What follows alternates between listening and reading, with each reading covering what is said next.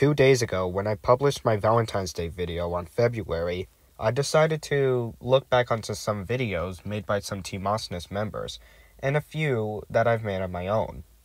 Now, I do know that a lot of Team Awesomeness members ship Thomas with Dorothy Gale, but I do know that some others ship him with Twilight Sparkle, and I'm apparently one of them, apparently. After watching a few videos of those two ships, it did give me the illusion to write my own story of this problem. I finished the story today, I gave it a read, and I must say, for a story of my own, it's not too bad. I don't know what you think, but that's what you're going to hear today. Though the story was kind of inspired by the title Thomas's Girlfriend Trouble by Mr. J.C. Senior Studios, so I guess you want to thank him for that, I guess. But anyway, after reading my story, I thought of doing something different for my channel. I will be rereading this story, but this time to you guys. That's what you curiously clicked on this video for. So, without further ado, sit back, relax, and enjoy the story. This is Thomas's Two Girlfriends. Oh yeah, I should also say that this story is not a creepypasta. This is a story idea I've made. And it's not, and I repeat, not a creepypasta. I'm saying that because I might get some idiots in the comments who are just gonna spam me by saying it's a creepypasta, but it's clearly not. Also, this video is not made for kids. It's for us teens and adult fans out there. I'm saying that because this story might contain a few details that a younger audience might find a bit disturbing. Anyway, on to the story. Thomas was bringing some diesel fuel to Ari and Bert when they broken down. The flatbed was heavy, but Thomas didn't mind. He just wanted to be really useful, since that's what the Fat Controller wants him to be. Why does the Fat Controller always want a Stevie to save the day? Doesn't he ever want a diesel? Said Ari and Bert. Chill out, said the workman. Just be glad that an engine is bringing you diesel fuel. Just then, Twilight Sparkle arrived at the scene. She saw that Thomas brought the diesel fuel to Ari and Bert. Hello, Twilight, said Thomas. I just brought the diesel fuel to Ari and Bert, since they've broken down. I see, said Twilight. And you did the right thing. You're a really useful engine, Thomas, and my private engine. Thomas blushed. He loved Twilight so much. After the job was finished, Thomas went back to his shed, where Dorothy Gale and her dog Toto were waiting. Hello, Thomas, said Dorothy. Oh, hello, Dorothy. Hello, Toto. I didn't expect you two here. Well, there is something I made for you. Dorothy revealed her present for Thomas. It was a blue lamp to match his color. Also, she made some buffers that are red, which she likes to call them ruby buffers, which are kind of accurate to her ruby slippers. Wow, said Thomas in amazement. These look actually good on me. Thank you so much, Dorothy. No problem, Thomas. I made this for you because, well, you are my special engine friend, and I love you for that. Thomas laughed. He loved Dorothy too, although he didn't want to admit that he loves both her and Twilight at the same time. The next day came, and Thomas was heading to Knapford Station. He then saw Dorothy relaxing in the field. Hello, Thomas, she said. Oh, hello, Dorothy, Thomas replied. Just then, Thomas also saw Twilight in the field too. Hello, Thomas, she said. Soon, both her and Dorothy met Thomas. Thomas's face suddenly changed from happy to worried. Twilight is his girlfriend, but so is Dorothy. Thomas's face turned pale.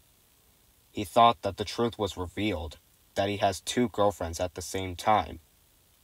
Thomas, what's the meaning of this? Twilight asked in a confused way. Thomas didn't say anything. He was very confused and worried. He only spoke to his mind. Cinders and ashes. I can't decide between them. I love both of them. Both of them. He finally spoke. I just remembered. I'm heading off to Knapford Station for my branch line. I'm going there. See you!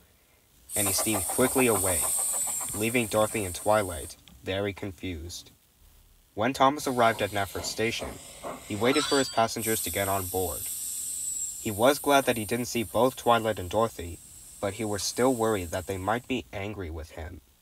"Ah, Thomas, there you are," said the Fat Controller. "I've been waiting for you all day. I'd like you to give these passengers a special tour around your branch line and back to Nafford Station again." Thomas was still worried. "Thomas, are you listening?" "Oh, yes, I am." "Good. Now get on with the tour." Thomas was pretty glad that the Fat Controller asked him to take his passengers around his branch line. But he was still worried about Dorothy and Twilight. Just then, Percy chucked into the station. "Hello, Thomas." "Oh, hello, Percy." Percy saw that Thomas looked upset. "Thomas," he asked, "is something wrong?" Thomas looked at Percy. He knew he had to tell his best friend what happened. "Oh, it's about Dorothy and Twilight."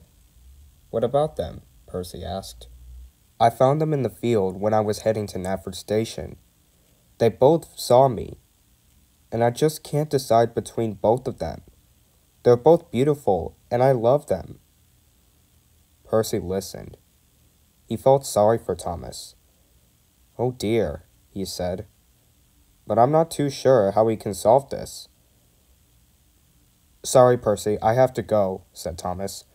"I have to take these passengers a tour around my branch line." And with that, Thomas set it off, still worried. Later, after the tour was over, Thomas saw Percy showing up at the water tower.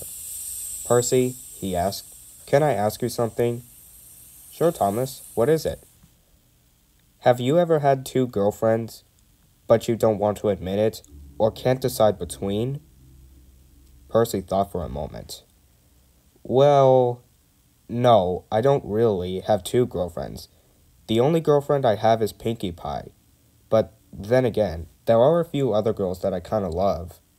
I told Trevor and the Wheelers at the orchard about Pinkie, and how she loves me because of my small size, just a little smaller than you." Thomas was puzzled. "Your small size? What about your green paint?" "Well, yeah, she also loves me because of my green paint. That's what Trevor told me. And Zooter did say that being the green caterpillar I am, and personality, can relate to Pinkie at all costs." "She really said that?" asked Thomas. "Yes," said Percy. "You know what they say, never overlook a little engine."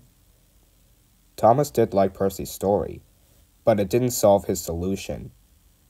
"Well, Dorothy and Twilight don't really care if I'm a small tank engine. They love me because of my personality and the things I do. I think I should ask someone else if they know a solution." And Thomas chucked away. A little later, Thomas stumbled upon an enemy he knew, and that was Diesel 10. Usually he wouldn't agree to Thomas's stuff, but Thomas knew he had to ask him if he knows a solution to his two-girlfriend problem. Thomas didn't bother to talk to Diesel 10 or say hi, but Diesel 10 heard his steam, and he saw him. "Hello?" he called. Thomas didn't answer. "What do you want?" Thomas then spoke. Diesel 10, do you know a solution to my two-girlfriend problem?" "Two-girlfriend problem? How should I know? No girl loves me. In fact, nobody loves me. But I'm okay with it. I'm independent." Thomas felt a bit trembly. "Well, since you are independent, but can you at least help me with my solution?" "What is it about, anyway?" Diesel 10 growled. "Well, I saw both Dorothy and Twilight together, and I can't decide one of them to be my girlfriend. They're both very beautiful, and I love them so much. If I choose either of them, they'll be heartbroken and dump me forever." Diesel 10 didn't care. "Well, why don't you just stand up to them? Choose one of them, regardless of how heartbroken they would be." "Like I said," Thomas said back, "if I choose either one of them, they would dump me." "Well, would they like this?"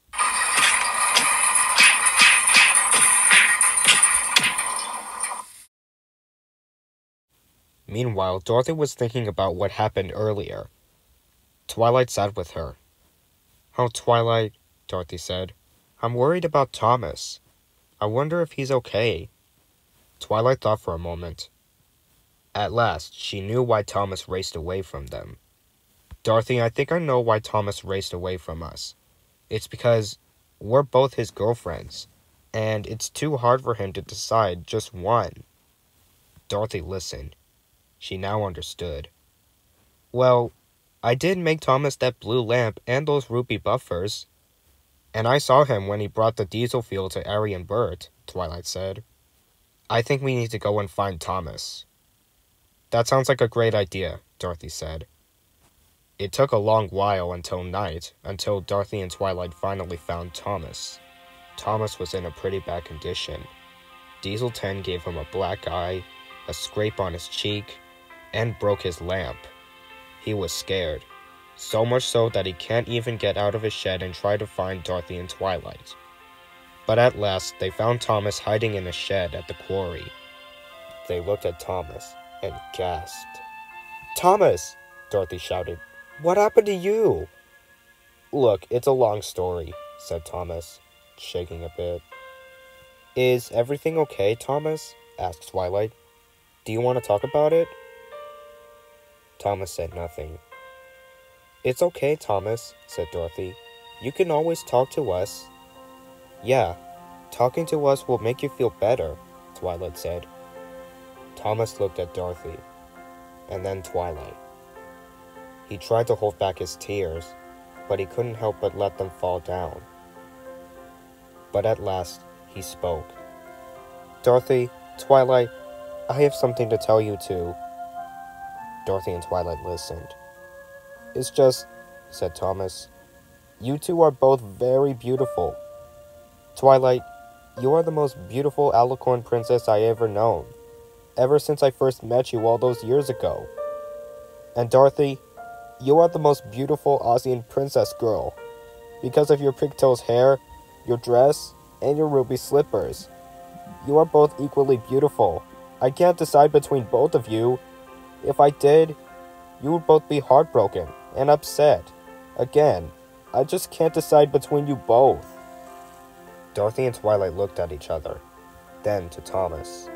Dorothy got up on her feet and turned to Thomas. "Thomas," she said, "it's okay. There's nothing to be ashamed of. Twilight told me that you love her. And Dorothy told me that you also love her," Twilight said.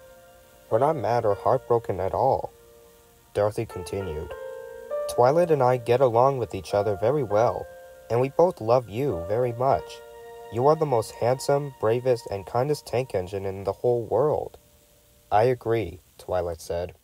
"You both really mean it?" Thomas asked. Twilight smiled. "Yes, Thomas, we do." "I agree," Dorothy said. "We both love you very much." She patted Thomas on the smoke box, trying not to get near his face. Twilight walked up to Thomas and hugged him on the right cheek. Thomas smiled. His cheeks went as red as Dorothy's ruby slippers, but he was still worried that there might not be a solution to this problem. Just then, "Hey, I think I have an idea here," Twilight said. "What is it?" asked Thomas and Dorothy together. "Dorothy, as you cannot marry a steam engine, as you are a human, and I can't marry a steam engine because I'm an alicorn pony. So how about we both be Thomas's girlfriends for life?" Dorothy looked at Twilight and smiled. Thomas smiled too. "That's a terrific idea," Dorothy said. "You come up with the best ideas, Twilight," Thomas said. "Thank you, Thomas," said Twilight. "And don't worry, you do not have to worry about choosing either me or Dorothy anymore. We are both your girlfriends, and we'll both love you forever." Thomas teared up again, but this time in joy, as he let out a happy on his whistle. He was glad his big problem was solved. Now Thomas is as happy as can be. He has 2 girlfriends who deeply care for him and respect him. And all the while, Dorothy replaced Thomas's old lamp with the one she made for him. And while he had that lamp, along with the ruby buffers, and while sometimes Dorothy wears the number 1 on her dress, there's something else you would want to know. Twilight also gave Thomas her cutie mark on both sides of the coal box. Thomas was glad to know that he had 2 gifts of the 2 girlfriends he loves forever and ever. And that was the story. Like I said at the start, it wasn't that bad, in my opinion. It's not great, but it's still passable. I don't know what you think. I'm not too proud of myself, by the way, but what's done is done. I'm not being bossy, by the way. Anyhow, I hope you enjoyed this reading of mine. Sorry if my narration wasn't the best. I'm not exactly used to doing it all that much as opposed to voicing characters. But at least I tried. I'll see you guys next time with something probably silly. More likely stupid. Or the other part of the giant snowball. That's just me.